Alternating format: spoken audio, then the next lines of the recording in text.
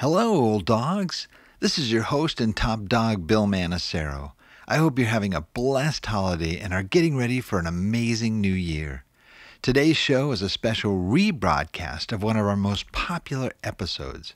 I'm introducing the show under the banner Best of Old Dogs REI Network podcast. Well, enjoy.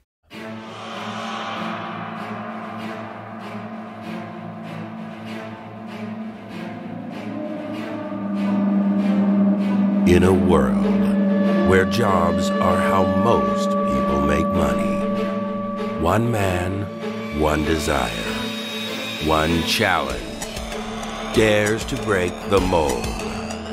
Welcome to the Old Dogs REI Network, where we don't work for money. Money works for us. Coming soon. Viewer discretion advised.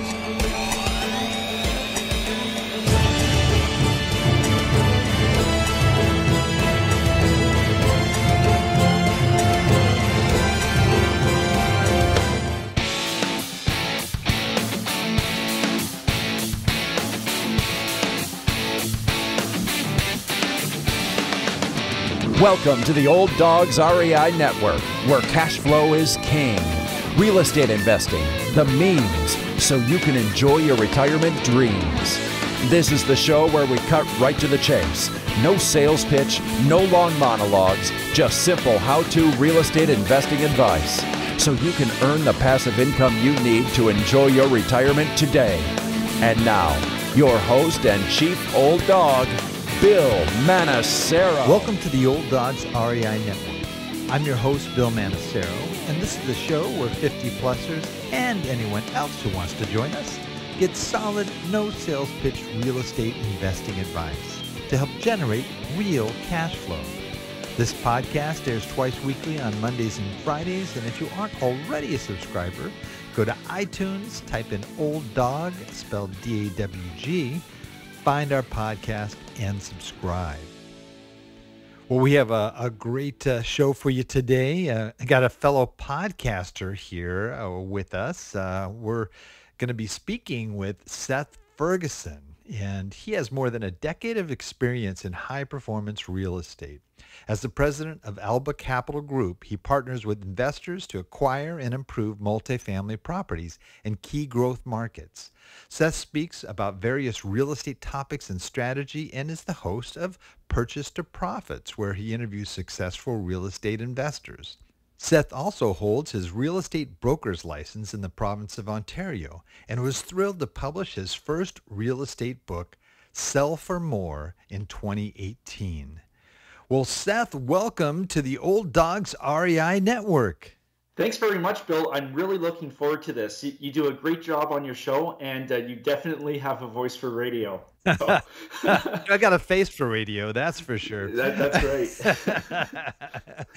Well, Seth, this is great to connect again with you. I was just recently on his show, and so this is going to be a kick. It's always fun to be on the receiving end of this now. He's going to get to kick back, and I'm going to have to, come up with some great, just put him on the spot type questions, right?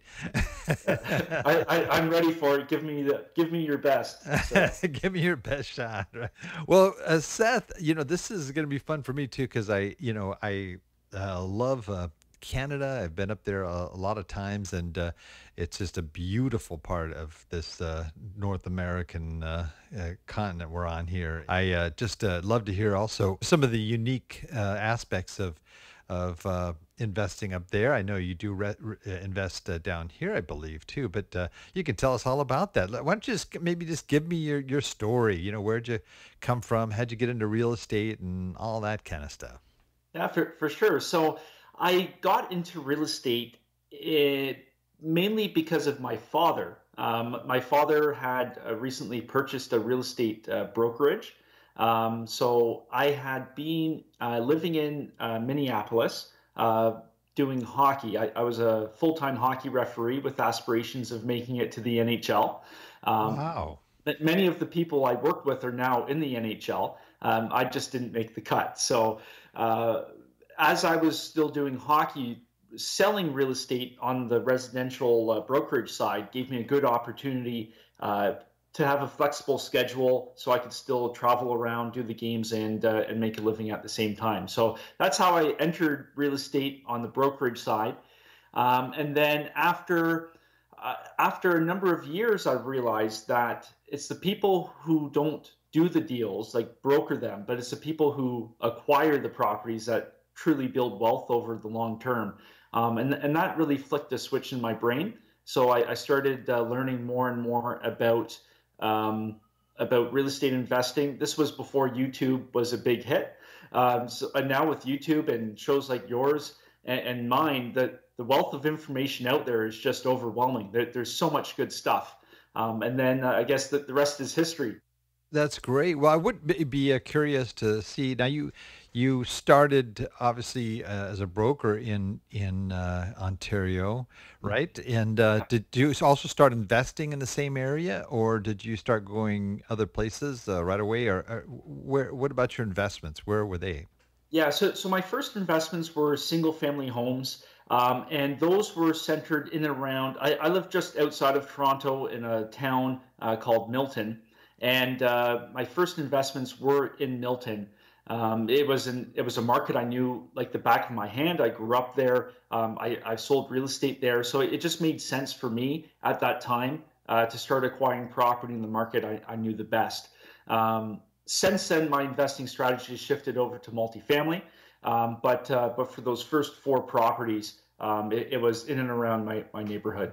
Well, tell me about that shift to multifamily. Why not just keep buying single family homes? Yeah, I think the many single family home investors run into a capital wall at some point where they want to grow their portfolio at a rate that their access to capital it doesn't keep up.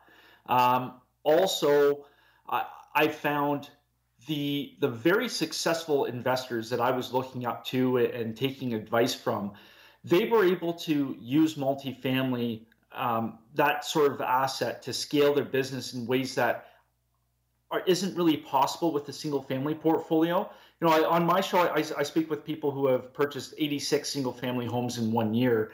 So you can have that scale, but you've got 86 properties spread out all over the place. To me, it just seemed like a better way to go, where you can acquire 150 units in one single property. You've got your dedicated management team. And plus there's also the financing side. In Canada, lending is extremely tight right now. It is, they want an arm, two legs, and your firstborn child before they'll give you a mortgage for a single family home. And that's tough as a self-employed person, because you have to go through a couple extra hoops because you don't have a W-2, or here in Canada a T1 for your income.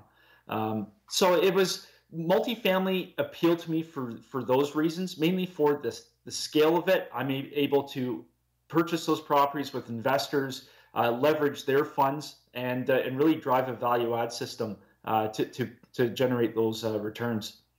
Now, here in the lower 48, we have most banks don't allow you to have more than 10 mortgages. Do you have similar regulations up there?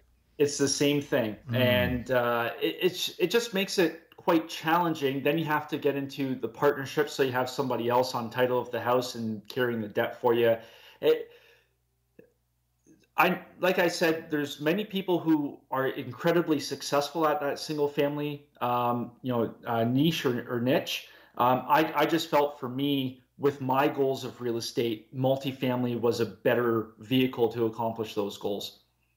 And tell me about the first foray into the multifamily world.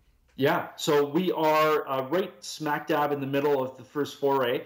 So I am actively raising capital now for my first acquisition. I think it's important whenever you're trying to move into a new territory, it's important to find a mentor or somebody who's been through that process before, so you can learn from them, leverage their network, all that kind of stuff. So I've partnered with some really great people who have done some amazing things in that multifamily space. So I'm riding not on their coattails, but I'm drafting right behind them as if we're racing bicycles or NASCAR.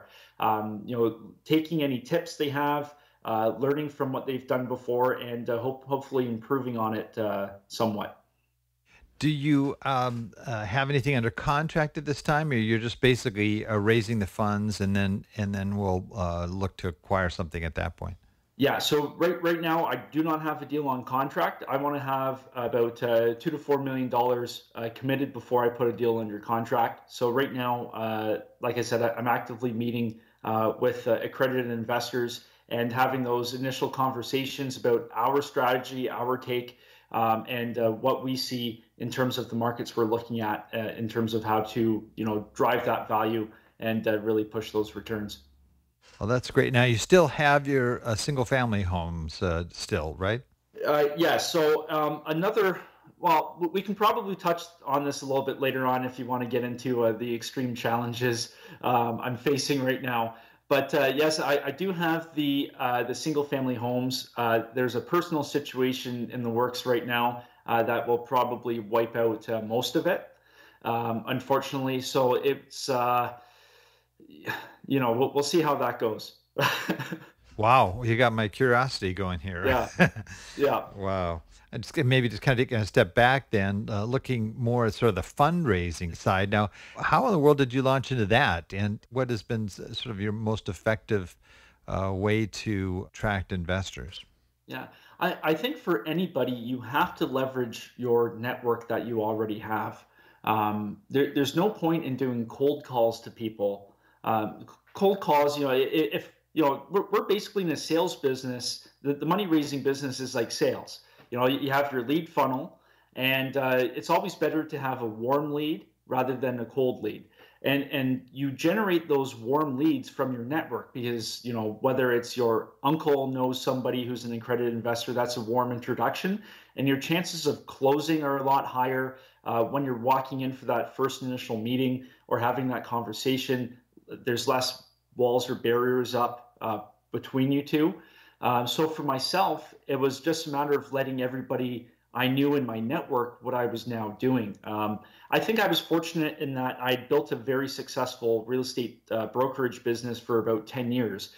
So I had a large number of people who knew me as a real estate expert, but now it was my job to let those people know that I'm now an expert in this other niche that maybe they hadn't been exposed to. So a lot of my work now has just been telling people, sharing with them the differences between single family and multifamily, sharing with them the advantages of both and the differences, and really just getting the word out there. I think that there's so many people in life where they always dream of getting into real estate, but they never do.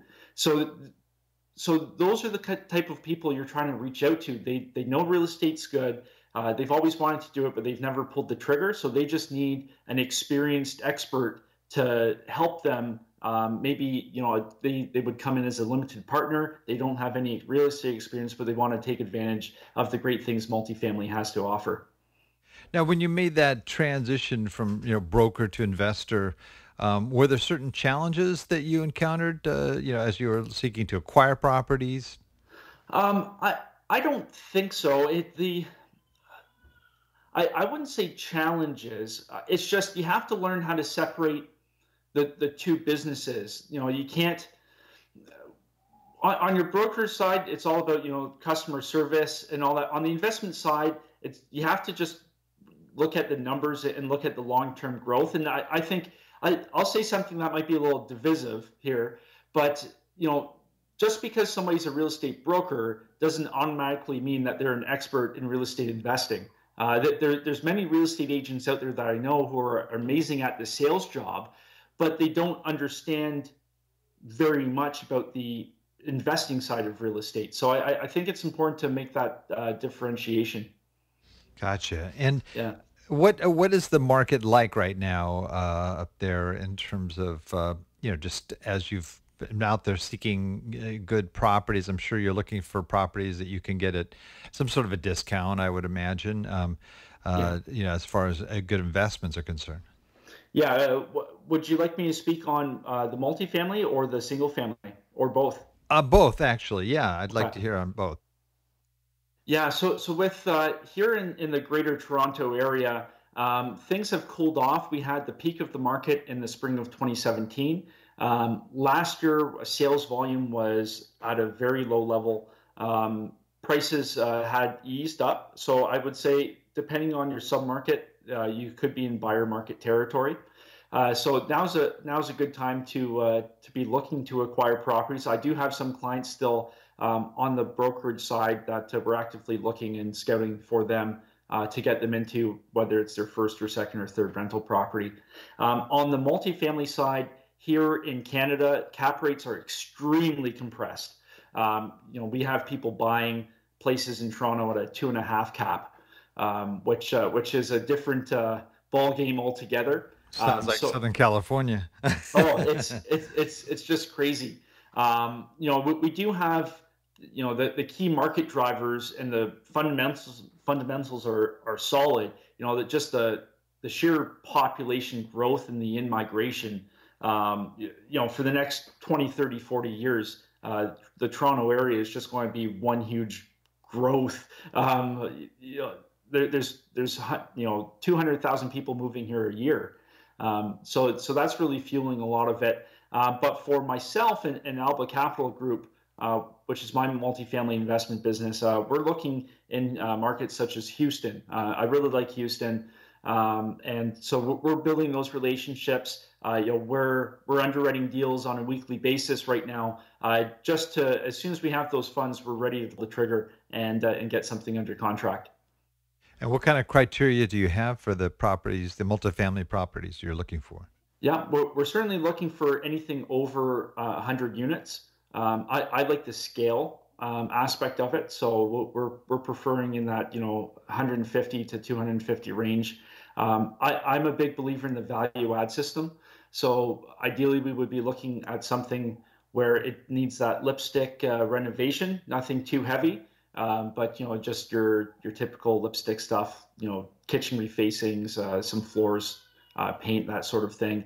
And we're also looking for management inefficiencies. So we can go in there with my partners. We have the experience managing properties, so we can go in, clean up the management side, get those expenses down, and really push those rents as much as we're able to, and have some value add in terms of rents as well.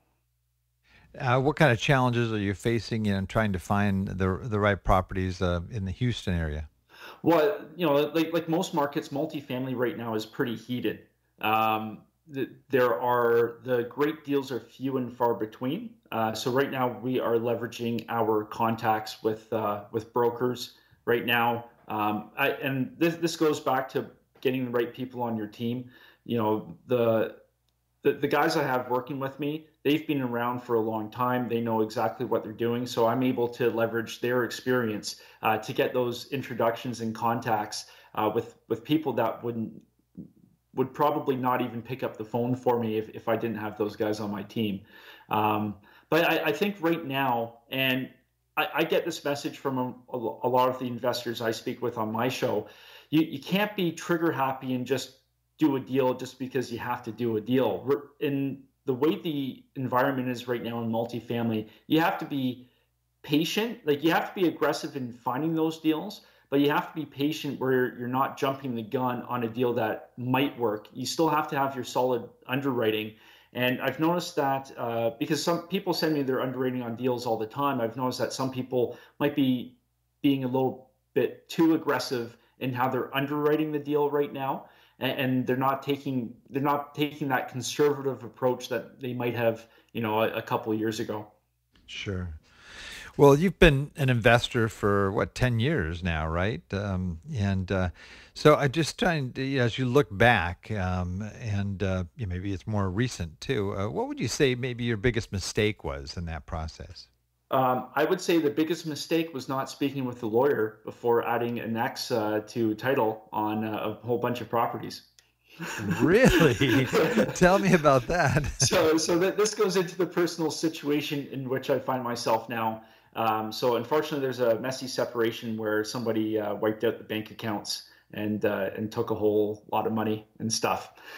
So I think for myself, I've learned a very expensive lesson at a relatively young age about getting solid legal advice before getting into any sort of relationship that involves your real estate assets, because when you first enter in a relationship, you don't think of the worst case scenario, but more and more these days that worst case scenario does happen. So I think my advice would be to anybody getting involved in real estate, with whether it's a wife or girlfriend or even a partner, make sure you speak with somebody, a lawyer who's very familiar with those structures, and make sure that you're looked after in the event that something does go wrong. Now, do you have LLCs, your properties, as limited liability corporations, or is it different up in Canada? No, yeah. So there's a couple different ways you can do it. We purchased all of our properties in our own name simply because it made a lot more sense for us in terms of qualifying for those mortgages. There would be a couple less hoops that we would have to jump through. But it's, the structure didn't really make or break the situation. It was just more the stealing of money. Wow. Oh, so, gee.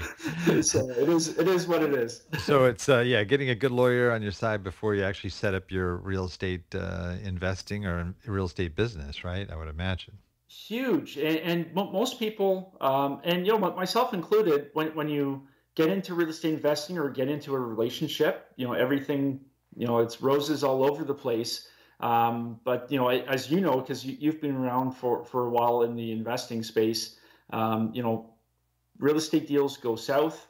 Partnerships can turn sour. So you just have to know and lay those things out ahead of time, so you don't get stuck. Well, sort of on the other side of the coin, then, what do you think you did right? What was sort of your biggest success? Well, I think that the biggest success would be actually just doing it.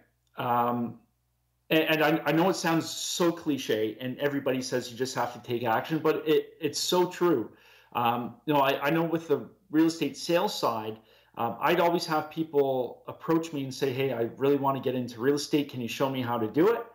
And 2 years later, those people haven't done anything. They're stuck in that analysis paralysis mentality where they're too afraid to do something, but they're just treading water, and that doesn't do them any good, because 10 years from now they'll still be dreaming about real estate but haven't done anything and have nothing to show for it. I think that one of the lessons I learned in terms of my successes was the power of leverage. So by buying the right property, doing the right renovations, putting the right tenants in there, and then refinancing that and using the money that you took from the refi to now acquire another property, I think that's the most beautiful thing about real estate, because now I own another property with none of my own cash in the deal. So my return on investment is infinite at that point, because I just used all of the bank's money to buy another place. That's Yeah. great. Well, do you think there's certain skills or gifts that you realized, wow, this worked really well with my real estate investing, that you think, something that has been a product or at least contributed to your success? Yeah, I think the one thing I learned on the brokerage side was how important having the right market data is. Getting familiar with vacancy rates, supply, uh, you know, sales volume, just where you are, and using that data to make educated decisions. I find lots of investors, they'll just pick a market because they like the market, but they don't know why they like the market. So I think understanding the key market drivers, what really fuels the real estate cycle, and that allowed me to move from that single family duplex investing to multifamily, because I'm already familiar with the terms. I know the numbers. I know what to look for. So you're a bit of a research nerd then, huh? For sure, Which but is a good thing, definitely. yeah, it's a good thing. But you have to keep in mind that you can research all day long, but you still have to not use your gut, but you still have to do something about it. Like, you're never going to have 100% of the data you need. That doesn't exist. You're never going to be 100% fully confident in anything you do, because there's always that gray area somewhere. So I think the research is very important, because that's going to give you a good foundation, but you still have to use like your street smarts when you're looking at properties. So, market data might not tell you that, oh, well, this is a huge value add opportunity right in front of you. But when you look at the property, walk around the neighborhood, you're going to start putting things together in your mind that sitting in front of a spreadsheet won't give you. Gotcha. Well, our audience is primarily those that are 50 years of age and older. Some folks are approaching retirement. Some of them are already in retirement.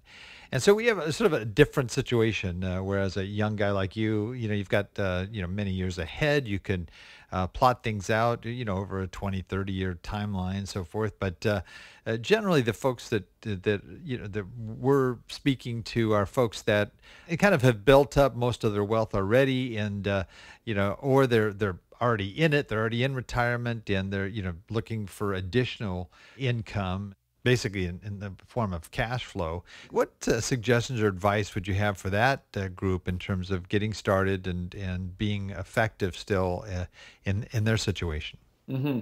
Well, I think the first piece of advice I would give is it's not too late. I know some people I've spoken with, they could be 60. They think, oh, I've missed the boat on real estate. That's not true at all. And even though I'm a young guy, I want to do some amazing things in real estate over the next 5 to 10 years, which is probably the horizon that many of your listeners are looking at. So we both have the same goal, whether you're 50, 60, 70, or here I am at 32. Because I just want to compress those timelines like somebody would, if they're about to retire.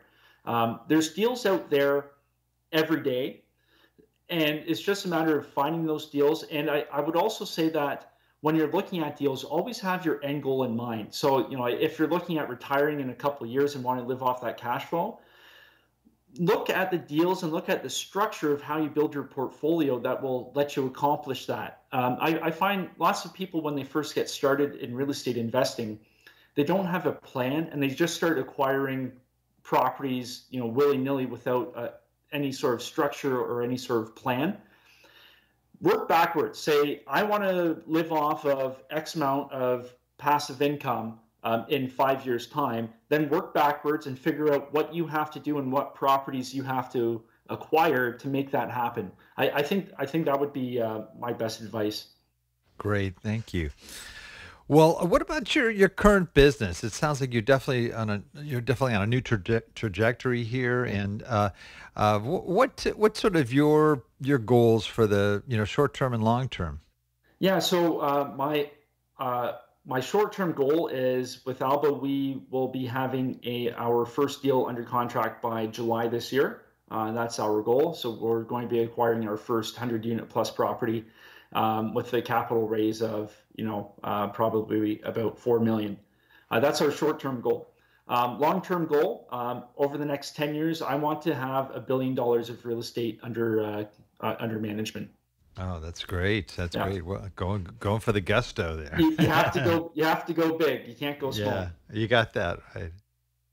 Well, we are kind of zooming by here, and one of the things that we do near the end of our interviews here is we call it our wrap it up session, where I ask you a series of quick questions, and you kind of share resources that have been valuable to you, and it's just another means to bring some good information that our listeners can use as they look at real estate investing as a means to help them in the future. So if you are ready, we can go ahead and start to wrap it up.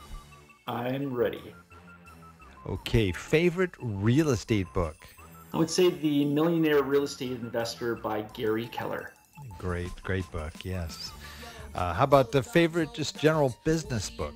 That would have to be The E-Myth by Michael Gerber. Yeah, also another excellent book. How about most valuable website for success other than your own?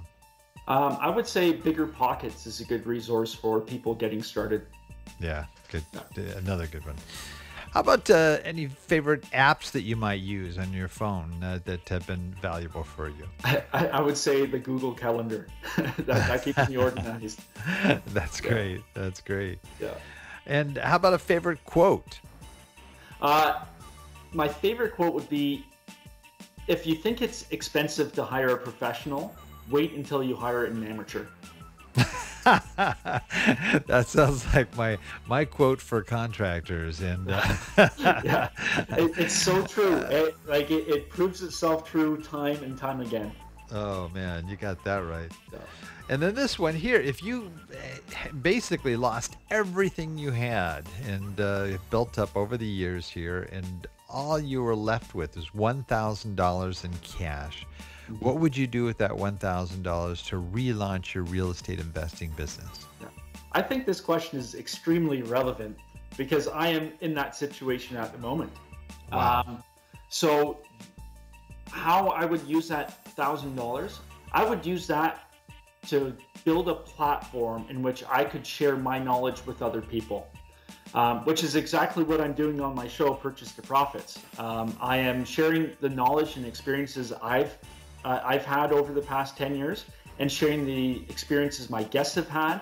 And it's a giving mentality. You give first. And so you're giving out free information, all sorts of good stuff. And at some point down the road, that's all going to come back to you tenfold. That's great. Have you ever heard of the book Go Giver? That's an excellent reference along that same line of giving first and then letting everything happen afterwards. So yeah, that's a great approach. I like it. Yeah, I've never read that book, but I'll make a note to find that at the bookstore. Oh yeah, I think you'd enjoy it, definitely. Yeah. Well, I'm sure there's a lot of folks listening here too that would love to find out more about you and what you do. And what would be the best way for our folks to reach you or to find out about you?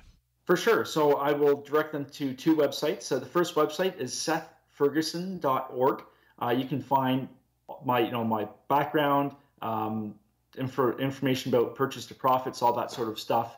And if you are an accredited investor looking for some great real estate opportunities, you can also go to albacapitalgroup.com, Alba, A-L-B-A. Excellent. Well, gosh, the time has kind of zipped by here, and it's a shame because a lot of good information shared. And I appreciate that. But we have a tradition here, and we always ask our guests to close us out with their best old hound dog howl. So, you're a Canadian guy. There's probably like a lot of wolves up there and stuff. That Yeah, I've got the polar bears beside my igloo. So, yeah. So why don't you just go ahead and give me your best old hound dog howl? All right, that was a good one. That'll work. All right. Well, Seth, thank you so much for being on. This has been really a blast, and I really appreciate your sharing. Some of the challenges too, as well as some of the successes. I know that those are sometimes the toughest thing, but boy, we certainly learn from those. That's, I think, one of the big lessons we have in life is those mistakes that do happen. That we next time we make sure we don't repeat. For sure. And you know what? I will just mention that most of the incredibly successful people I've interviewed on my show, they all had something really bad happen to them, and they always came back far stronger.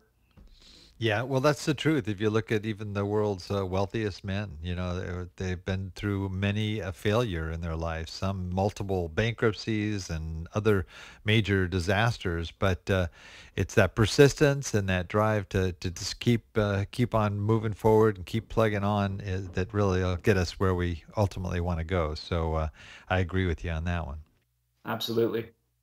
Well, again, thanks, Seth. And I also want to thank all our Old Dog listeners out there, too, for joining us. I know there's a lot of other things you could be doing right now, but the fact that you've taken the time to join us means a lot, and we greatly appreciate it. Please note everything presented here today, including some of the links that Seth shared with us here, and will be available in our detailed show notes on the Old Dogs website at olddogsreinetwork.com/blog. and look for the episode with Seth Ferguson. Well, that's the show for today. Remember, cash flow is king and real estate investing the means. Until next time, keep moving forward and may God bless. Thank you very much for visiting the Old Dog's REI Network. We would greatly appreciate if you would stop by iTunes and let us know what you think of the show. We would love if you could subscribe to the podcast, give us a 5-star rating, and write a review. The more ratings and reviews we receive, the more visible the podcast will be to others. Thank you.